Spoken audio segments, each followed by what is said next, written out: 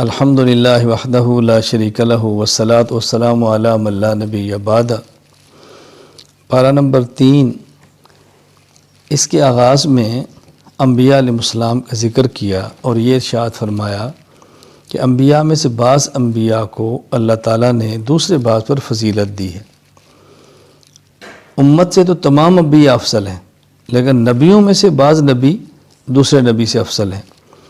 اللہ تعالیٰ نے کسی نبی کو براہ راست اپنے ساتھ ہم کلام ہونے کا شرف بخشا ہے، کسی نبی کو کوئی اور اعزاز بخشا ہے۔ پھر انبیاء علیہ السلام کو معجزات جیسی ان کا ذکر کیا ہے۔ اسی پارے کے دوسرے رکوع میں آیت الکرسی ہے جو قرآن کریم کی افضل ترین آیت ہے، اس کے پڑھنے کا اہتمام کرنا چاہیے۔ حضرت ابراہیم علیہ السلام کا جو نمرود کے ساتھ مناظرہ ہوا ہے اس کو تفصیل سے بیان کیا ہے، چونکہ نمرود خود کو سجدے کراتا تھا، خدائی کے دعوے کرتا تھا۔ ابراہیم علیہ السلام نے دلیل کی طاقت کے ساتھ نمرود کو خاموش کرایا ہے۔ یہاں یہ بات ذہن نشین فرما لیں کہ جس طرح دین کا کام تصنیف ہے، تبلیغ ہے، بعض و نصیحت ہے، جہاد ہے، امامت ہے، خطابت ہے، اسی طرح مناظرہ یہ بھی دین کا ایک حصہ ہے۔ نبی معصوم ہوتا ہے، چھوٹا یا بڑا گناہ نبی نہیں کرتا۔ اگر یہ گناہ ہوتا ابراہیم علیہ السلام کبھی بھی یہ نہ کرتے۔ ابراہیم علیہ السلام کے مناظرے کا اللہ تعالیٰ نے تفصیل سے بیان فرمایا ہے۔ پھر سود کی حرمت کو بیان فرمایا، اور سود کی حرمت کو بیان کرتے ہوئے جہاں اور وعیدیں ہیں وہاں اہم ترین وعید یہ ہے کہ اللہ تعالیٰ نے سود خور کے ساتھ اعلان جنگ فرمایا ہے۔ جنگ کا ضابطہ یہ ہے کہ جس سے جنگ ہوتی ہے فریق دوسرے فریق کی سب سے قیمتی چیز تباہ کرتا ہے۔ اللہ تعالیٰ کے یہاں سب سے قیمتی چیز ایمان ہے۔ سود خور جب سود کو حلال سمجھتا ہے ایمان ختم ہو جاتا ہے۔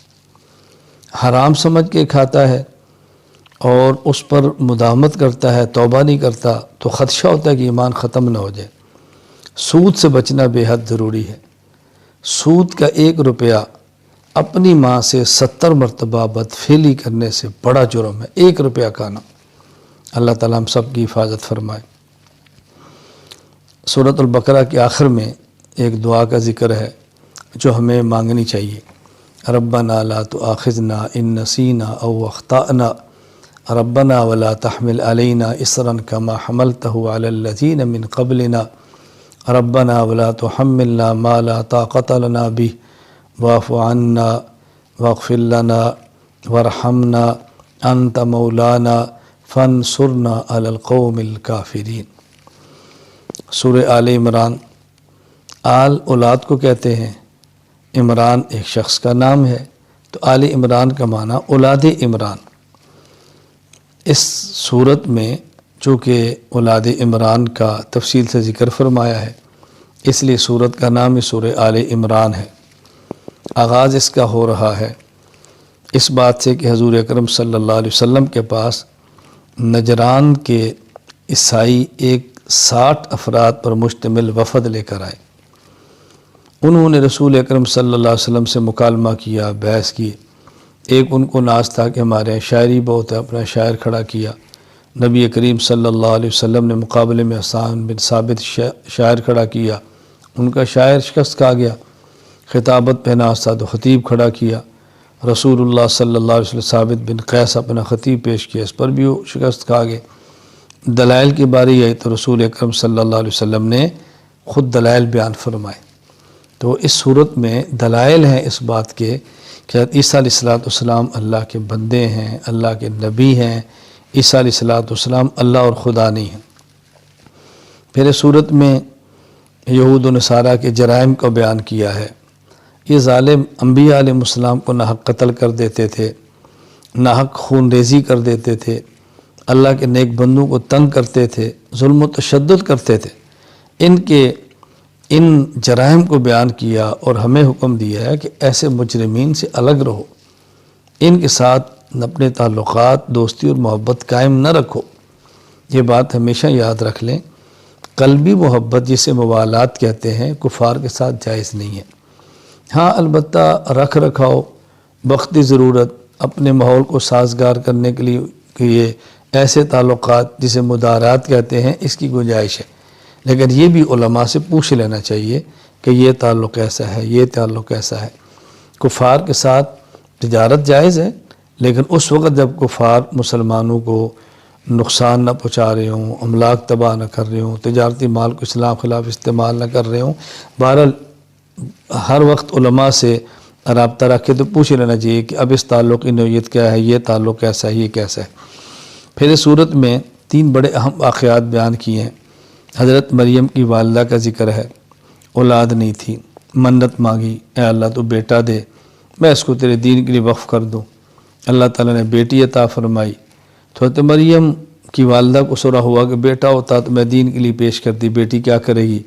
اللہ تعالیٰ نے بڑا پیارا جواب دیا، وَلَيْسَ ذَكَرُ كَالْأُنثىٰ، جو بیٹا تو نے مانگا ہے اس بیٹی کی طرح نہیں ہے جو ہم نے دی ہے۔ تو بس اوقات دینی معاملات میں بیٹیاں بیٹوں سے بڑھ جاتی ہیں۔ اللہ تعالیٰ کی رحمت ہے، بیٹی ملے تو دل چھوٹا نہیں کرنا چاہیے، اللہ کی رحمت سمجھ کے قبول کرنا چاہیے۔ نظر کا مسئلہ بھی بیان فرمایا کہ نظر اللہ کے لیے ہو، نظر کسی غیر اللہ کے لیے ہرگز نہیں ہونی چاہیے۔ پھر اس میں زکریا علیہ السلام کا ذکر فرمایا، زکریا علیہ السلام کی اولاد نہیں تھی تو انہوں نے بھی دعا دیکھی، انہوں نے بھی دعا مانگی، اللہ نے ان کو یحییٰ جیسا بیٹا عطا فرما دیا۔ تو ولی کی کرامت کو دیکھ کے اللہ سے مانگنا چاہیے، ولی سے نہیں مانگنا چاہیے۔ ولی کی کرامت کو دیکھ کر ولی سے مانگنا یہ عیسائیت ہے، ولی کی کرامت کو دیکھ کر ولی کے خدا سے مانگنا یہ اسلام ہے۔ پھر حضرت عیسیٰ علیہ السلام کی پیدائش کو بیان فرمایا، کلمہ کن سے پیدا ہوئے، بغیر ظاہری اسباب کے پیدا ہوئے۔ تو یہ 3 واقعات بیان فرمائے۔ آخر میں یہود کا ایک نظریہ تھا، اس کا رد کیا ہے۔ یہود کا نظریہ کیا تھا کہ عیسیٰ علیہ السلام کو سولی پر چڑھا دیا گیا ہے، قتل کر دیا گیا ہے۔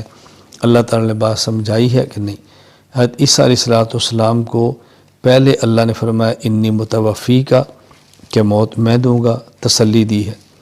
اس کے بعد فرمایا وہ رافعوں کا، میں تمہیں آسمان پہ اٹھا لوں گا۔ پھر فرمایا میں تیرے تک یہود کے ہاتھ پہنچنے بھی نہیں دوں گا، تجھے ان سے محفوظ رکھوں گا، اور پھر جو تیرے ماننے والے ہیں ان کو میں کامیاب کر دوں گا۔ تو حضرت عیسیٰ علیہ السلام آسمان پر زندہ ہیں، قیامت سے پہلے آئیں گے، رسول اکرم صلی اللہ علیہ وسلم کا امتی ہونے کی حیثیت سے جہاد کریں گے، اور پھر پوری دنیا میں عیسیٰ علیہ السلام کے وقت کوئی ایک شخص بھی ایسا نہیں ہوگا کہ جو کافر ہو۔